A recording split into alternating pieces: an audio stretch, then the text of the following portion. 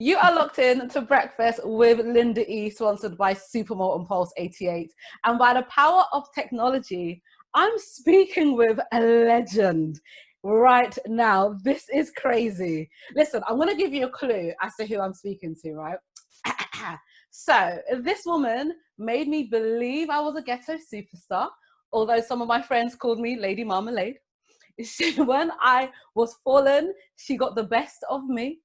But she made sure I did not have a case of the X by reminding me that my love was like, whoa. She promised to take me there, and now we're going to share some space and time. It is the one and only Mya. Hey, how are you? I am good. How are you? I'm good. I cannot complain. Honestly, what a crazy 2020 it has been. Absolutely. It's been all over the place. It has been a whirlwind, a windy road of ups, downs, left, right, diagonals. But hey. Because we're still here. We're still blessed to be alive. Yes, exactly. Exactly. So I need to ask, how has, lockdown been treating you? How have you been finding it? Honestly, this is the most stationary time I've ever had in my entire life, from the time I started my career, and at home in my hometown, which has been beautiful because I've been able to see so many family members, cook for family, get them on the vegan train, and work out outdoors, see the seasons change before my eyes, but also connect with fans virtually more than ever before on these new platforms. And it's been really interesting, but rewarding for me because I'm able to work and then still have balance. What about you? You know what? I've actually been enjoying it. I feel like sometimes we move so quickly with life. And it really gave us the time to slow down and figure out what's important to us, Indeed. I have to say a huge congratulations on your nuptials, girl. Oh, thank you. Congratulations. Thank you so much. So, I had to come on. I was like, come on, it's Mya. Like, wow.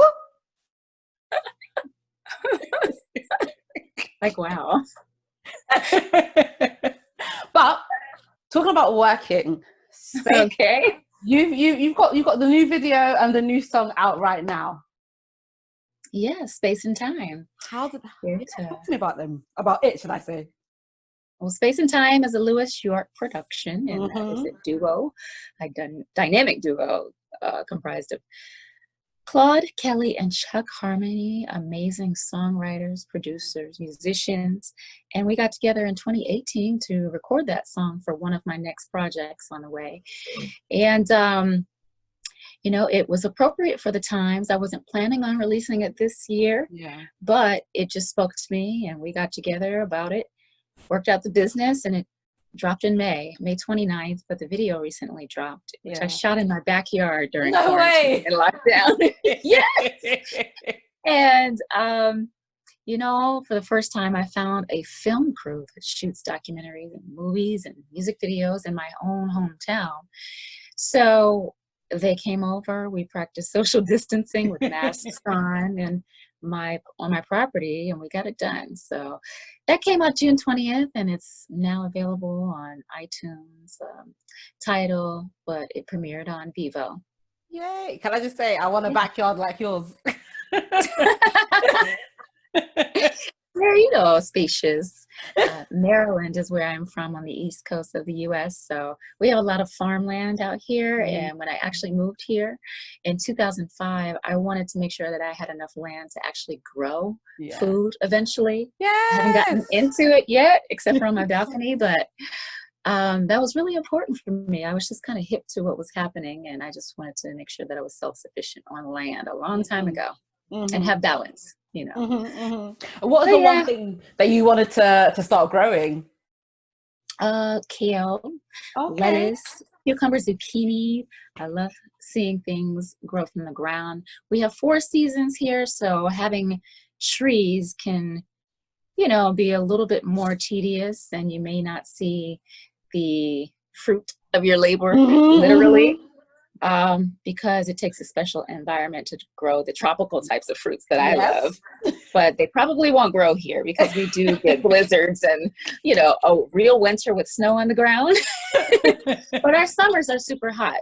Yeah. So, you know, the trees would probably not last long here. And we'd probably only be able to grow basics like apples or, you know. But basics are better than nothing. Oh, yeah, better than nothing. But I just haven't gotten around to all of that yet. Don't worry. There will be time. There definitely will be time. Can I just say, talking about time, 20 years, Mya, Fear of Flying, like. Oh, yeah. Yeah, 20 years since the second album came out and 22 since the first came out. You know, when you're younger and you think about age and then years ahead, I don't even know if I was thinking that long, far in advance regarding 20 years later or 25 years later. You go with the flow, you stay so busy and meet the demands of the people. And I can't believe it's been that long, which is a complete blessing. I'm really privileged to still be in love, first of all.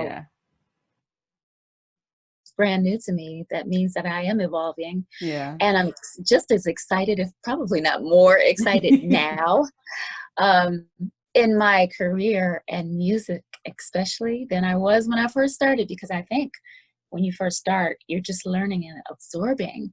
But yeah, Fear of Flying 20th anniversary. There's an expanded edition out that the record label Universal Music Group released on its anniversary this year, April 25th.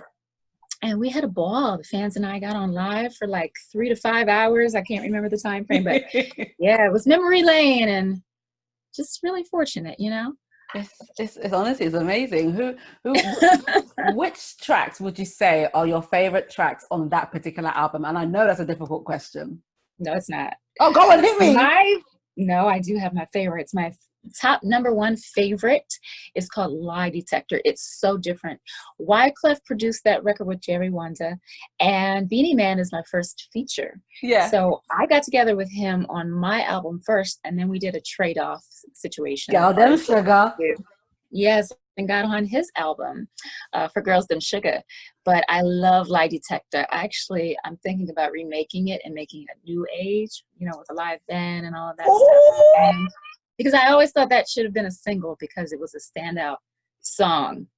And it's very badass. I don't know if you can say that word on your platform, but yeah, that's one of my favorites. Then the title track I thought was amazing, and I still sing it in my shows acoustically when it's requested. It's called Fear of Flying. And then another one is one that I wrote with Robin Thicke called Now or Never. I did not know how popular that was until I went to Australia and New Zealand.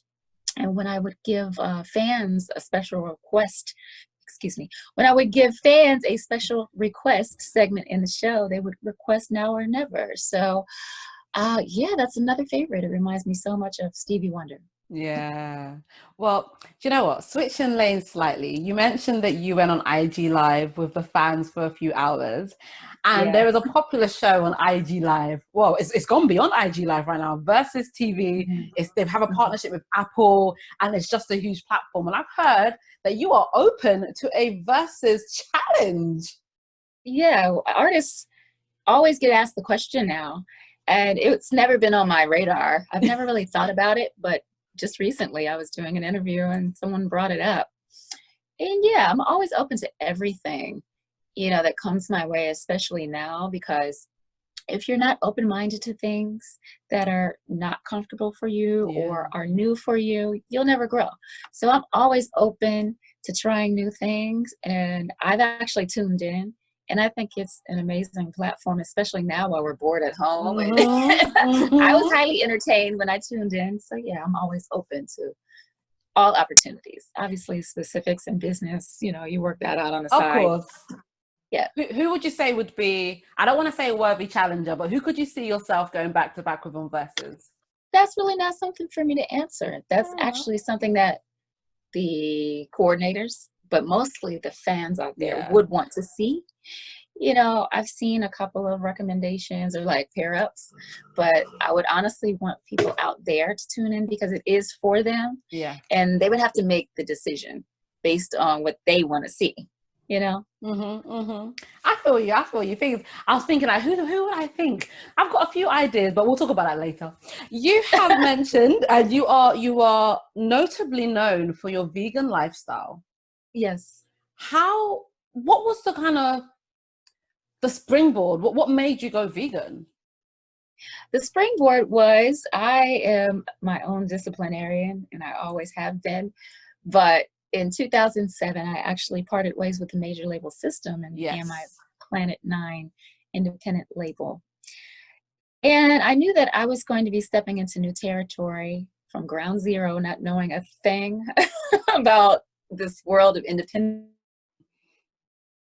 I would need to pull from a source of strength. Number one, to get through the devastation of an album being leaked and then shelved, but then rely on myself for self-sufficiency, meaning be my own trainer, be my own nutritionist, be my own security, road manager, lawyer, whatever it took to wear so many hats. So from there, I decided that in this new territory, I really have to crack the whip on myself and be together. And it started with these challenges, willpower challenges to condition myself.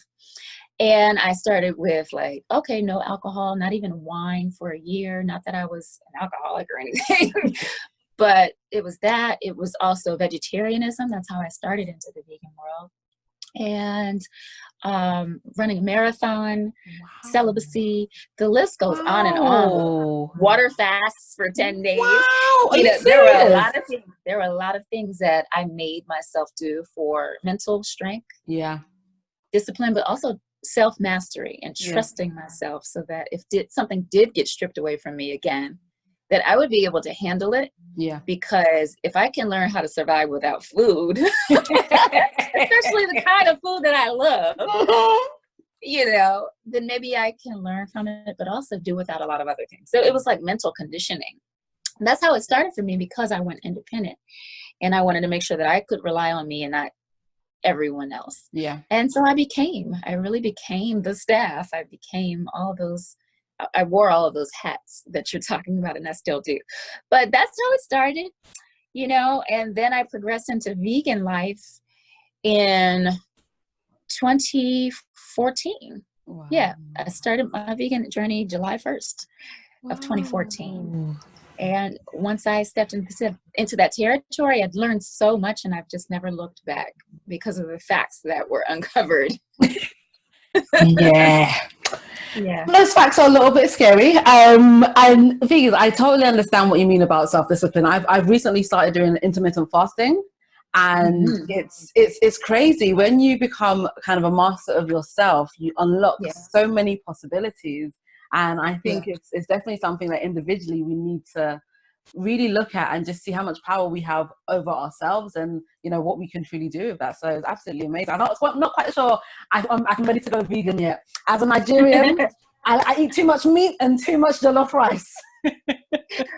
Jollof is vegan. You can make everything vegan. There's plant-based meats and everything. So I have a starter guide that teaches you all of that, because you can have everything that you already love. You just use substitutes. So if it's a meat that you love, you use a substitute. You can make that meat from mushrooms or beans or like vegetables, all combined with flaxseed, sesame seed. You know, put it in a dehydrator or an oven.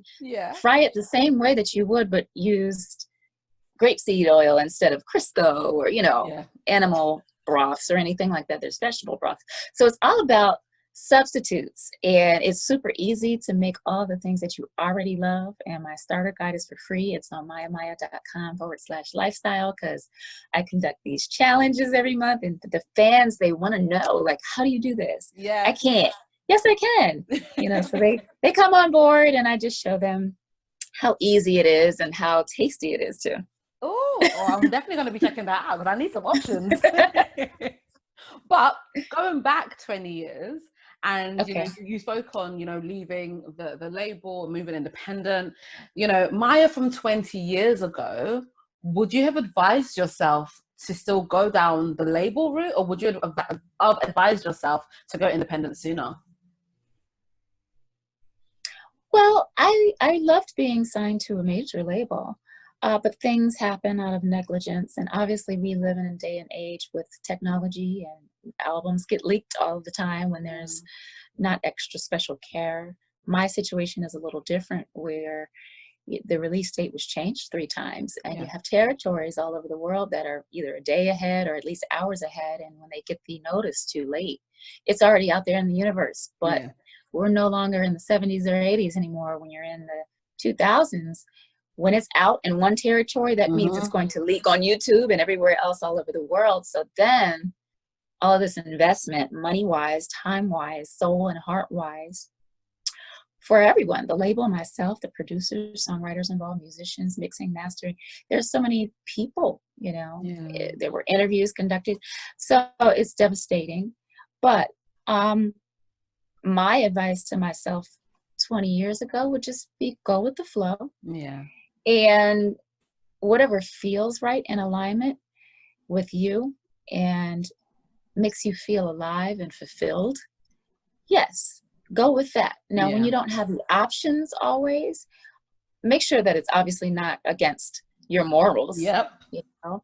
But you can also set your ego aside in the same token and step into new territory and take constructive criticism from everyone and apply it the best way that you can as a student. So always remain a student, always remain open. I never had an ego. I've always done what the record label has asked of me. I've showed up. I've done the best that I could do. But that's not something that I regret. To go independent sooner? No. It's all about timing, and I think circumstances propel you to either change directions. But I'm very thankful for the independent movement. I prefer balance, you know, a major label and my operation, but right now I wanted to make sure my fans, before I step into the major label system again, if I even feel like it, that they have at least 10 bodies of work from Mya, and I've already delivered 9, and I'm working on the 10th, 11th independently right now. So I've always been open to major labels, but there's been a point that I wanted to make sure that I did not step back into the system, because I wanted to deliver to my roots fan base, my core fan base, R&B projects, you know, which is not necessarily being supported by major labels. So that's been my focus. And now that I've delivered 9 of those, you know, I'm open for a different conversation. I love it. I love it. But looking at R&B, you know, who have you been listening to of late? Who do you feel, you know, has what it takes to also be here in 20 years time, like you? Musicians, entertainers, full packages. You know, her music official. She plays several instruments. She can songwrite, she can produce, she can sing live and perform. You know, then you also have entertainers that are coming up that can sing live and play an instrument or dance or act and have a big personality. Chris Brown has had a long career because he doesn't just do one thing, and he's still going and he's still young. Jhené Aiko, she has a lot to say, and she has a beautiful tone that is not intrusive to the ear and expresses herself very well. Tone Stith is going to be around for a long time, you know, because he's a great songwriter, but also a great performer, musician, producer. And there are a lot of people out here that just have what it takes. And they've been doing it way before an opportunity because they love it. True. We're going to switch lanes very slightly. I'm going to play a game with you, Mya, okay? It is called the Choices Game. I'm going to give you 2 options and you have to pick one. We're going to start off easy and we're going to build up hard, and there's going to be 5 of them, okay? Okay. Right, so do you prefer walking along the beach or walking in, say, a park or garden? Which would you prefer? Walking along the beach. Do you know what? I kind of thought you were going to say that. When it comes to seasons, are you a winter girl or a summer girl? Summer girl. So, yeah. Do you know what? I've had people choose winter, and I'm just like, I don't like being cold. I don't either. Not my style. It is not my style. Okay, talking about style, are you a heels and dressed up or a trainers and casual? I'm everything. Oh, girl, let them go. I already said it. What kind of girl you like? And my love is like, whoa, I'm all of those things. I love it. I love it. I can't choose, honestly. No, I'm gonna let you have that one. I'm gonna let you have that. I won't draw you too much. Don't worry. Don't worry. Okay. When it comes to food, are you a sweet or savory? Oh, you know what I do? I actually mix both. So No. I'm going to expand on that really quick because I know it's just a one-word answer, just so you know. I will make some sriracha syrup for my pancakes and my waffles. You know, I love sweet and spicy together. Mm-hmm. But I'm not a sweet or a savory. I'm the combination of both together. So I'll even put agave on my vegan sausage links. No way. Because they're savory and it's sweet at the same time. That's what I need. I'm a Libra. I love balance. Maya, you're low-key cheating on these questions now. That's the thing. When it comes to food, I like everything. When it comes to fashion, I like everything. Okay. I'm specific when it comes to men, though. The final question is going to be a really hard one. Okay. Okay. Now, one of my favorite songs of all time of yours, is Best of Me. Now, Which I need to know. Part 1 or part 2? Well, that's my question. What is your favorite version? The Jadakiss or the Jay-Z? I know, because I can't even decide myself. Okay. I can answer that question. Hit me. But in acoustic setting, in theater settings, I like the first version with Jadakiss better. Okay. But in the nightclubs, I like the version featuring JC. You know what? It's weird because every time I hear one, I'm like, no, that's my favorite. But then when I hear that, I'm like, no, that's my favorite. Like they're appropriate for 2 different settings. You know what I'm saying? So for the clubs and the parties, I like part 2. Yeah. But for real performances and, you know, my live band and all that kind of stuff, I like part 1. Listen, you've done well in the game. You did really, really well. My final question, even though I feel like the last 3, you chose everything, but it's okay. I'm not going to hold it against you. It's so hard to choose. But Maya, what is the one thing you want to achieve by the end of 2020? By the end of 2020, I would have liked to sculpted my body, gained muscle weight. I've been training. So I've lost 10 pounds since quarantine started because I also gained 10 pounds. But now that I've lost my 10 pounds, I want to make sure that I increase my mileage running outside, but also stay on my P's and Q's. You know, when it comes to working out and making fitness a regular part of my day, especially outdoors before, obviously, winter kicks in. But that has been a main goal, and it's been so hard in the past life being on the road. But now that I'm stationary, I've made a conscious effort to do it. And I definitely feel better, and I'm doing better and looking better too. So that's one of my goals that I would like to see happen before 2021. Listen, right? I've never seen you look bad. Okay, so I don't know where you gained that weight, but okay. If you say you gained it, then I believe you gained it. But I have never seen you. When I saw you in 2018, I was like, wow, like this fountain of youth that you are sipping from. I need the location. I was doing a challenge back then. It was like the alkaline vegan challenge. So, you know, I was in the midst of it when I was over there. And they pay off, which is why I do the challenges, because rice is vegan, bread is vegan, pasta is vegan, you know, all those carbs, and I'm a carb queen. They're all vegan, but vegan doesn't mean healthy. So I've been cracking the whip on myself, even in my vegan movement. Yeah. I might have to jump on one of your challenges, you know. I think I'm going to have to. Maya, thank you so much for taking the time to have this little chat with me. I appreciate you. Yeah.